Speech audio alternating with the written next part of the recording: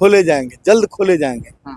और सरकार मैंने जितनी कुव्यवस्था वर्तमान संस्थानों में है उस व्यवस्था को ठीक करे, इस पर कोई ध्यान नहीं है। ये और यहाँ की लड़कियां, बहनें, हमारी बेटियां सुरक्षित महसूस करें, इस बात के लिए सरकार को प्रयास। नीट प्रकार सीबीआई को दिया, मैं अपेक्षा करता हूँ। मैं जांच एजेंसियों के बारे में बहुत ज़्यादा कहना जरूरी नहीं है, आप सब लोग समझते हैं, लेकिन हमारा कहना है कि जो लोग कहते हैं कि न हम किसी को बचाते हैं न फंसाते हैं, तो उस चीज़ का भी पालन यहाँ पर होना चाहिए, ऊपर से लेकर नीचे तक। बजट पर खुल जाए, पहले उनके लिए संसाधन मुहैया करा दिया जाए सरकार, तब उसके बाद बोले कि अब कई वर्षों से चल रहा है, ब्लॉक स्तर पर खोले जाएंगे, जल्द खोले जाएंगे। और सरकार मैंने जितनी कुव्यवस्था वर्तमान संस्थानों में है उस व्यवस्था को ठीक करे, इस पर कोई ध्यान नहीं है। और नए खोले जाएंगे, रोज घोषणाएं हो रही हैं, दिल्ली से लेकर पटना तक घोषणाओं का अंबार लगा हुआ है, लेकिन काम कुछ नहीं हो रहा। गर्ल्स हॉस्टल को लेकर निर्देश जारी किया गया है, क्या कहेंगे उस पर? गर्ल्स हॉस्टल की अराजकता खत्म होनी चाहिए। आपने क्या निर्देश जारी किया, अब क्या एक्शन ले रहे हैं, ये जो है एक साधन हो सकता है। साध ही ये है कि ये क्राइम्स खत्म होना चाहिए और यहाँ की लड़कियां, बहनें, हमारी बेटियां सुरक्षित महसूस करें, इस बात के लिए सरकार को प्रयास। नीट प्रकरण पर आपकी क्या राय है सर? नीट प्रकरण में सरकार फेल्योर हो गई जांच करने में, या तो दबाव में है या किसी और वजह से वो फेल कर गई, और इसलिए उन्होंने सीबीआई को दिया। जिस तरीके से सर आया, क्या कहेंगे? 12 मिनट में ही बजट।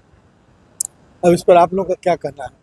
ऐतिहासिक ढंग से ऐसा लगा कि कोई प्रपत्र पढ़ रहे हैं, 4 पन्ने का बजट 3 पन्ने का पेश कर दिया गया, मतलब भाषण, अभिभाषण। तो यह दिखलाता है कि सरकार कितनी गंभीर है अपनी मतलब योजनाओं के प्रति। और यह बजट क्या है? बजट अनुमान है, आने वाले दिनों की योजनाओं का अनुमान है, और 3-3 बार सप्लीमेंट्री बजट आता है। इसका क्या मतलब हुआ? इसका मतलब ये हुआ कि पहली बार बजट बनाते समय आप सीरियस नहीं है, आपका अनुमान बिल्कुल सही नहीं है, इसलिए 40% 60% तक सप्लीमेंट्री बजट में एलोकेशन किया जाता है।